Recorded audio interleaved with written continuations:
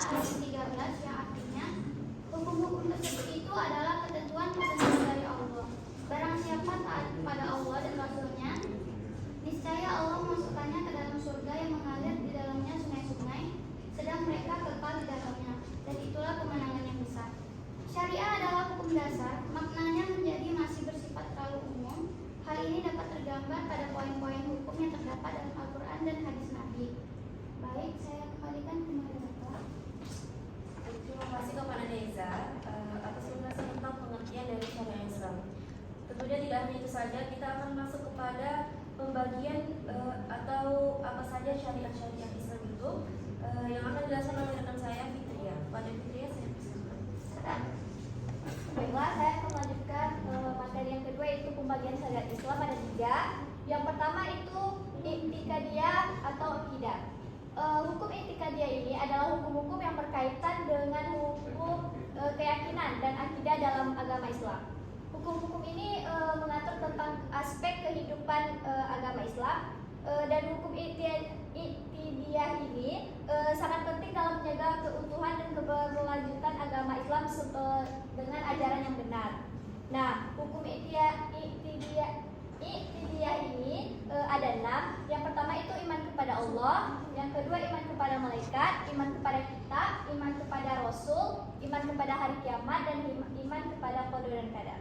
Yang kedua itu ada amalia atau fikih dan akhlak. Fikih sebagai kumpulan hukum Islam praktis atau amalia yang tentunya erat hubungannya dengan segala tindakan manusia, telah membicarakan 4 aspek kehidupan manusia, yaitu masalah ibadah, muamalah, munakahat, dan jinayat. Amalia ini dikelompokkan menjadi 2. Yang pertama muamalah ma'a Allah. Muamalah ma'a Allah ini mengatur segala perilaku yang berkaitan dengan Allah Subhanahu wa taala. Misalnya itu tata cara sholat, puasa, doa, dan ibadah lainnya. Yang kedua itu muamalah ma'anas. Muamalah ma'anas ini mengatur perilaku manusia kepada sesama aspek sosial. Contohnya tuh aspek ekonomi, aspek politik, dan sebagainya. Yang ketiga ada hubungan antar unsur dalam syariat Islam. Islam adalah agama yang rahmatan lil alamin, agama yang memberikan kasih sayang kepada seluruh alam, bukan hanya kepada manusia, tetapi juga memberikan kebaikan dan kasih sayang kepada seluruh makhluk hidup, maupun makhluk mati yang sering disebut benda. Sekian materi dari saya. Selanjutnya saya kembalikan ke moderator. Baik, terima kasih kepada rekan saya. Selanjutnya adalah sumber syariat Islam yang akan dijelaskan oleh saya sendiri. Jadi, yang akan saya jelaskan adalah sumber syariat Islam. Syariat Islam dalam bahasa sederhananya agar mudah kita pahami, ya ini ibaratnya pedoman atau panduan kita dalam menjalankan kehidupan kita sebagai seorang yang beragama Islam atau seorang Muslim.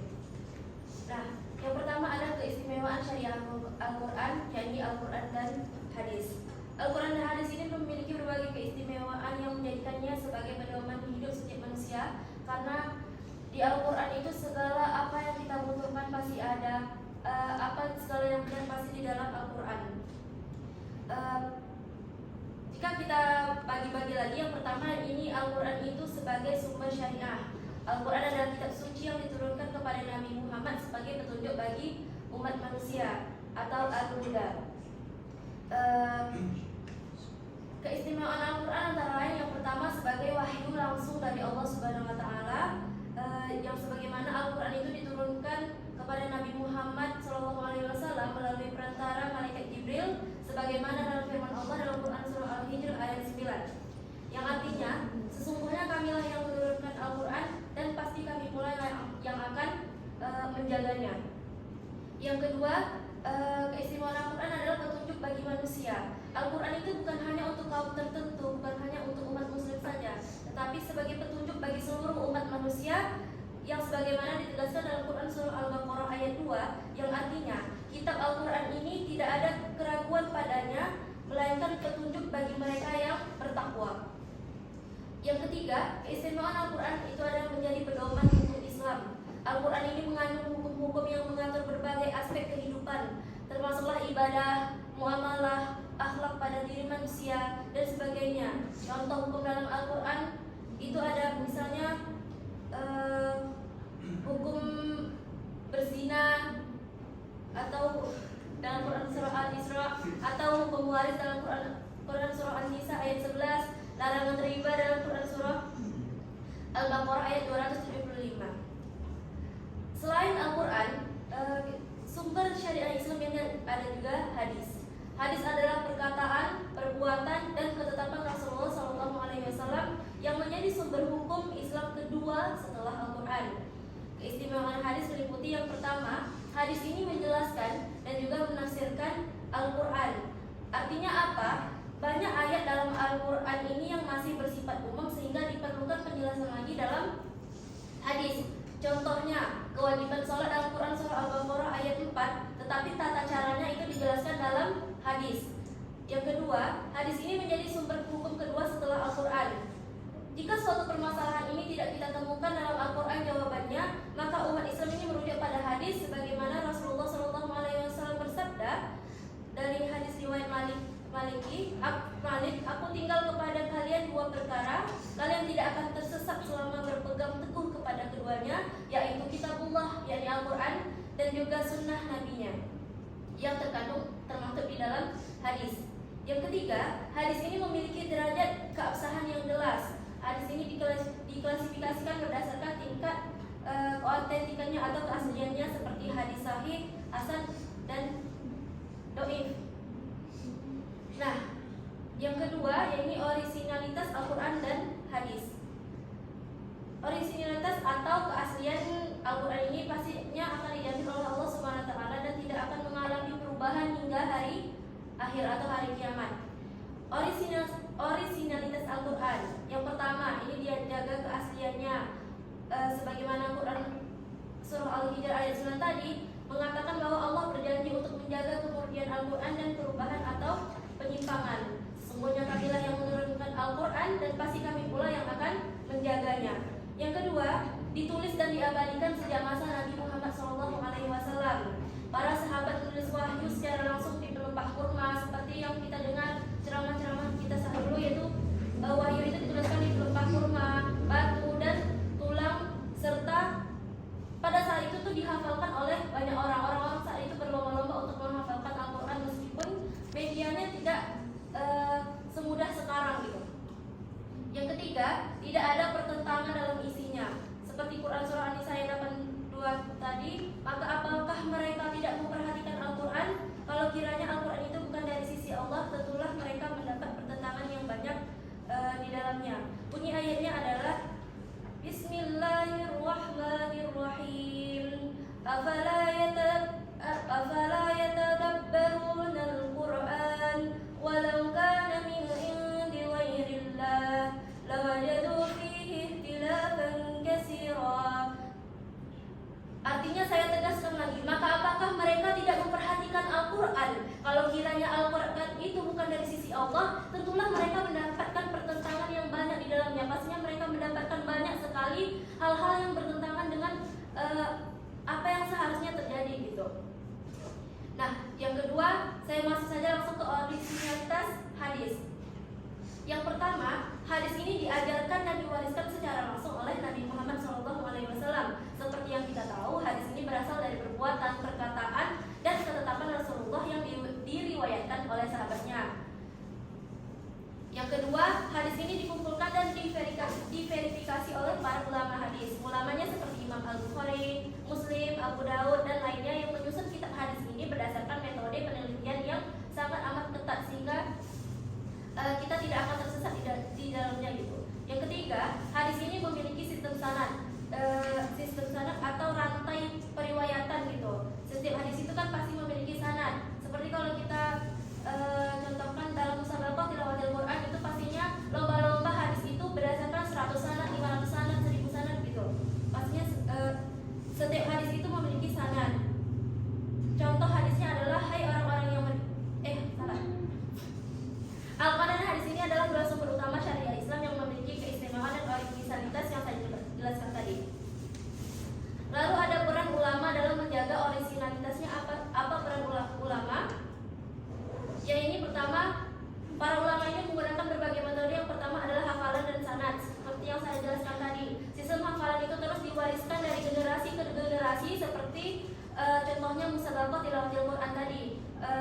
tidak akan dihentikan pelafalan dan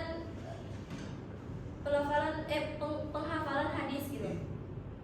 Yang kedua itu kodifikasi dan standarisasi mushaf. Ulama ini menyusun mushaf dengan kaidah penulisan yang baku seperti yang dilakukan oleh Imam Utsman bin Affan dan para qori setelahnya.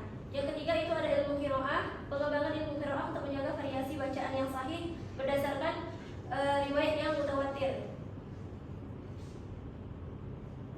Lalu ulama juga berperan untuk menyebarluaskan Al-Quran seperti dalam pendidikan dan pengajaran seperti yang kita lakukan saat ini, atau seperti metode dakwah seperti yang selalu kita lakukan. Itu adalah peran kita untuk menyebarluaskan ilmu di dalam Al-Quran.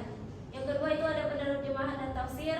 Menulis tafsir Al-Quran ini pastinya agar lebih mudah dipahami oleh umat Islam, terutama yang dilatar belakangi oleh kekurangan bahasa dan gaya, atau Indonesia itu kan mungkin tidak terlalu mengerti dengan bahasa Arab.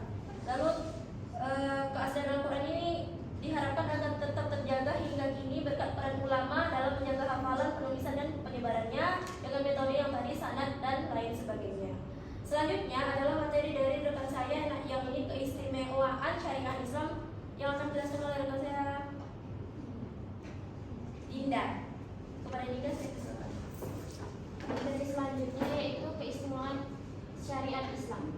Syariat Islam adalah sistem hukum yang sempurna, adil dan relevan sepanjang masa. Keistimewaannya terletak pada sumber dari ilahi, kecangkupan hukumnya yang luas, serta tujuan yang menjaga kemaslahatan manusia dalam aspek kehidupan manusia. Yang pertama yaitu sumber hukum yang ilahi.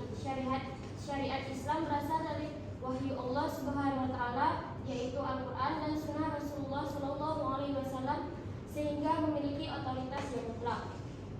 Tidak seperti hukum buatan manusia yang dapat berubah mengikuti kepentingan. Syariat Islam bersifat tetap dalam prinsip tetapi fleksibel dalam penerapannya. Yang kedua, komparatif dan universal. Syariat Islam mencakup semua aspek kehidupan, mulai dari ibadah, muamalah, politik, ekonomi, sehingga hukum pidana. Hukum Islam tidak terbatas pada suatu bangsa atau waktu tertentu, tetapi berlaku bagi seluruh umat manusia di setiap zaman. Yang ketiga, menjaga kemaslahatan umat. Tujuan utama syariat Islam adalah mencapai mustaqasid syariah atau 5 prinsip utama. Yang pertama, menjaga agama, menjaga jiwa, menjaga akal, menjaga keturunan, dan menjaga harta. Dengan kelima prinsip ini, hukum Islam tidak hanya berorientasi pada hukuman, tetapi juga pencegahan dalam keadilan sosial. Yang keempat, sistem hukum yang seimbang. Syariat Islam menggabungkan aspek spiritual dan sosial, memberikan keseimbangan antara hak individu dan kepentingan masyarakat. Penerapan hukum dalam Islam bersifat edukatif dan bertujuan untuk menjaga ketertiban umum. Yang kelima, kesesuaian dengan perkembangan zaman.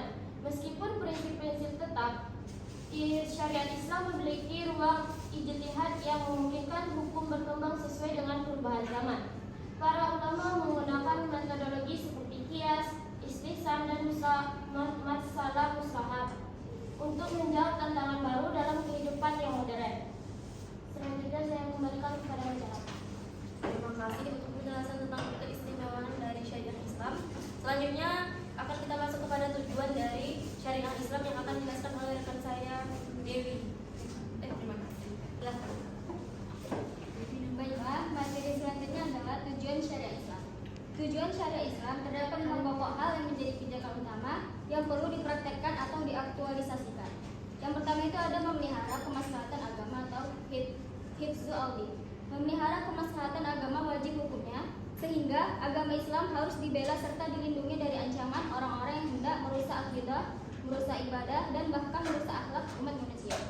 Karena sesungguhnya ajaran Islam telah memberikan satu kebebasan untuk memilih suatu agama, seperti dalam arti Quran Surah Al-Baqarah ayat 256, yaitu tidak ada paksaan untuk memasuki agama Islam.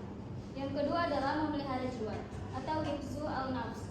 Sebagai agama rahmatan lil alamin, agama Islam memberikan penghargaan sangat besar terhadap jiwa seseorang. Oleh karena itu, dalam salah satu syariahnya diberlakukanlah hukum qisas.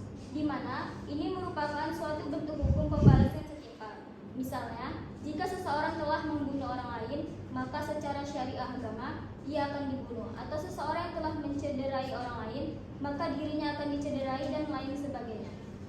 Dengan adanya hal itu, seseorang akan berpikir ulang serta takut melakukan hal-hal yang dilarang agama. Sebagaimana firman Allah Subhanahu wa taala dalam surah Al-Baqarah ayat 178 yang artinya, hai orang-orang yang beriman, telah diwajibkan kepadamu kisos atau pembalasan pada orang-orang yang dibunuh. Hukum kisos tidak dapat diberlakukan jika si pelaku telah dimaafkan oleh pihak yang bersangkutan atau telah membayar atau ganti rugi yang telah dibayarkannya secara wajar. Dengan adanya syariah Islam, jika seseorang akan terpelihara dengan baik. Ketiga adalah memelihara akal atau hifzu al-aql. Akal manusia memiliki kedudukan luar biasa dalam pandangan Islam.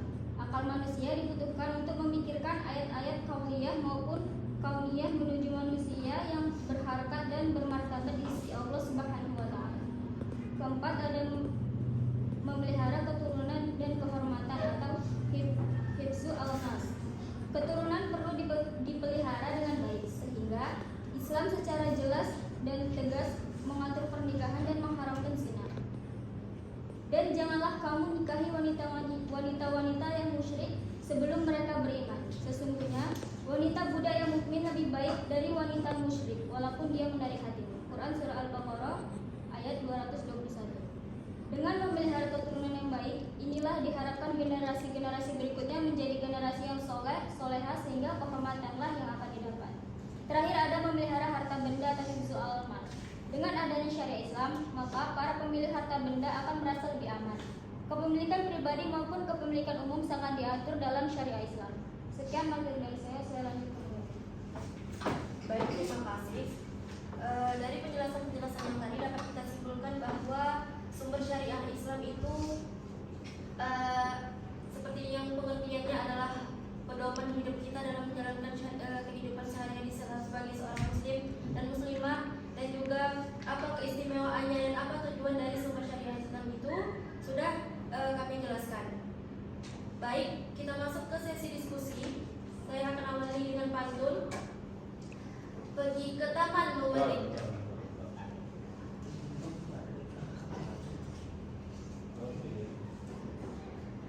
Pergi ke taman memetik bunga. Masya Allah. Tamannya ada di Pekanbaru. Masya Allah. Jika ada yang ingin bertanya, Masya Allah. silakan sampaikan, jangan ragu-ragu. Masya Allah.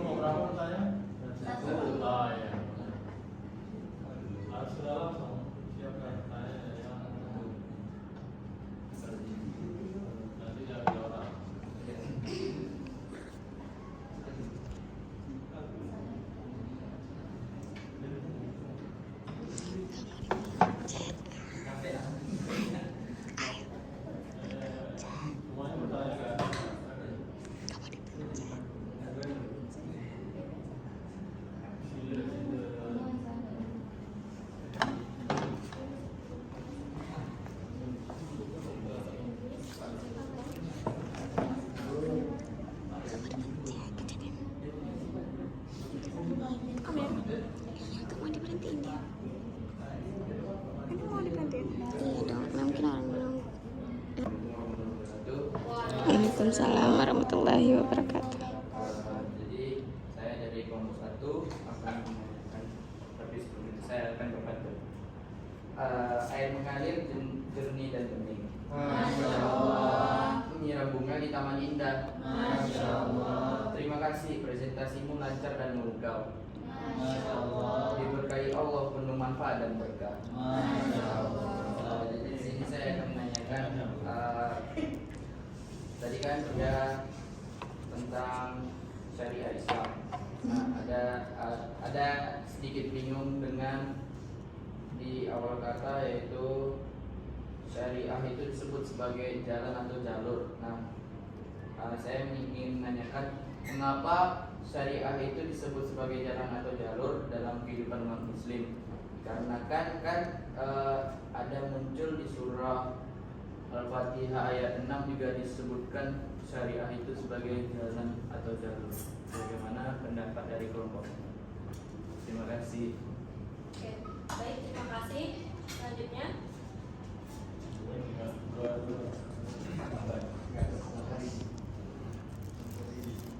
Saya gimana?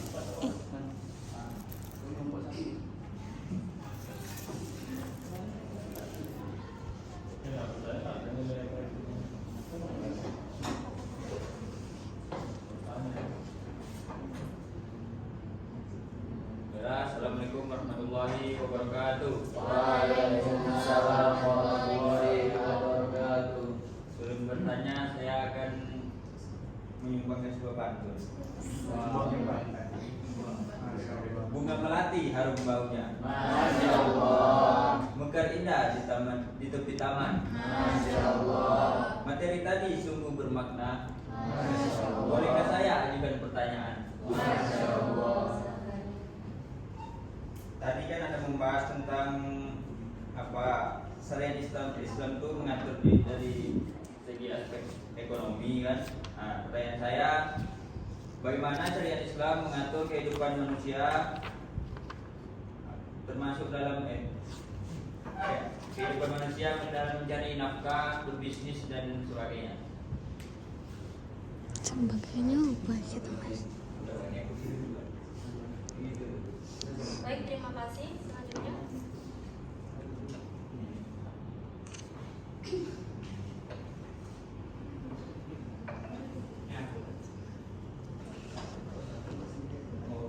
Oke.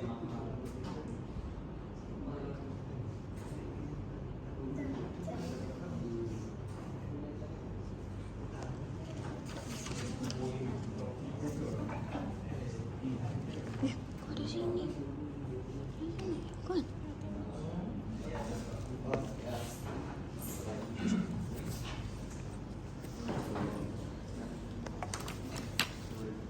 Baik, di sini saya akan memberikan pantun sebelum bertanya. Air jernih di dalam tempayan, Masya Allah. tempat bersih untuk bercermin. Masya Allah. Izinkan saya bertanya kawan, Masya kabar Allah. itu mati terjamin. Masya Allah.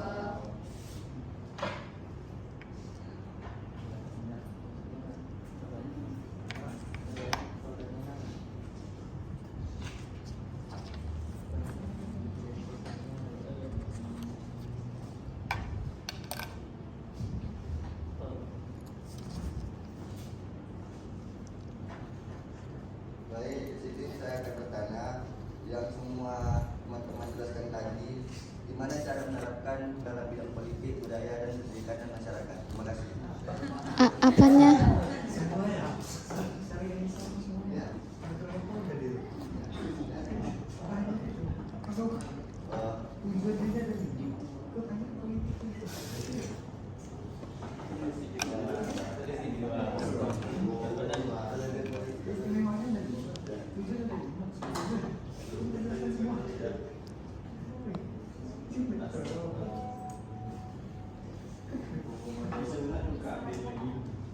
Ini siapa? biaya politik dan apa?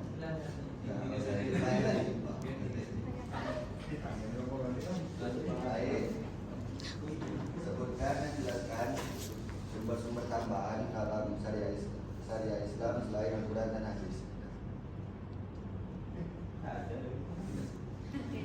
Terima kasih.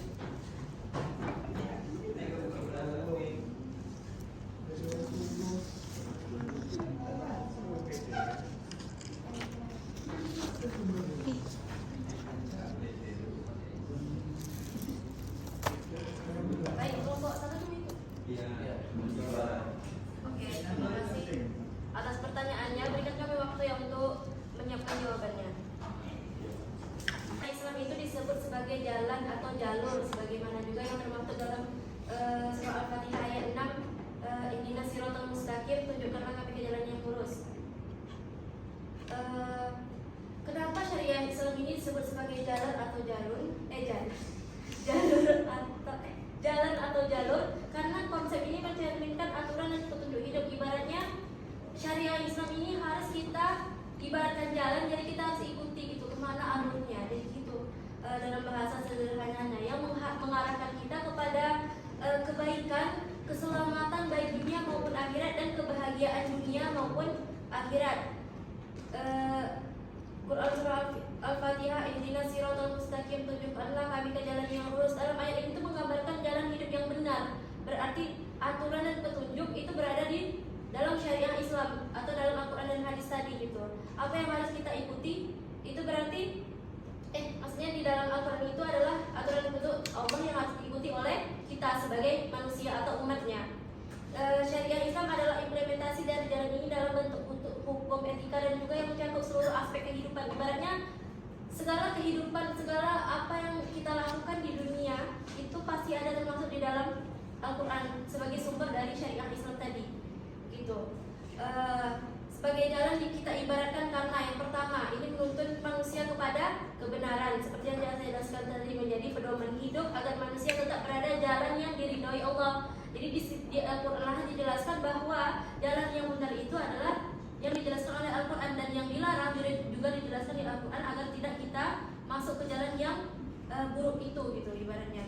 Jadi yang kedua juga menghindarkan dari kesesatan, sebagaimana jalan yang lurus menghindarkan seseorang dari adanya kata tersesat ibaratnya gitu kan. Syariah juga menjaga manusia dari perbuatan yang menyimpang dan menimbulkan dosa gitu.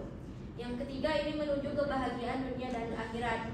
Jalan ini itu bukan hanya tentang dunia. Ibaratnya jalan ini tuh kita ibaratkan jika kita mengikuti sumber syariah Islam secara benar, kita lakukan apa perintah Allah, ibaratnya ini jalan kita menuju ke akhirat atau ke surga kelak, apa yang sudah dihadiahkan oleh Allah. Jadi dengan demikian syariah Islam ini disebut sebagai jalan karena berfungsi sebagai petunjuk yang harus kita ikuti agar sebagai manusia agar mencapai kebahagiaan sejati, ini kebahagiaan yang akan kita nantikan di surga yang kelak. Jadi sekian yang saya sampaikan. Pertanyaan yang lain akan kami kirim ke grup. Baik, terima kasih. Sekian presentasi kami pada pagi hari ini. Lebih dan kurangnya kami mohon maaf.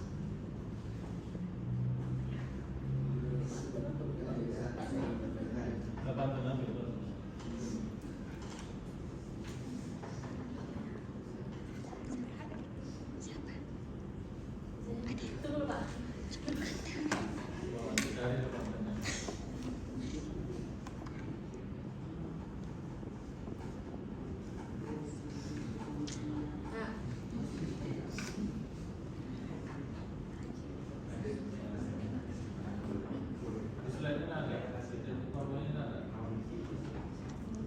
Baik, saya akan tutup dengan pantun. Rukun Islam yang kelima adalah haji. Masya Allah. Haji dilaksanakan di kota Mekah. Masya Allah. Sekian sedikit ilmu kami pada pagi hari ini. Masya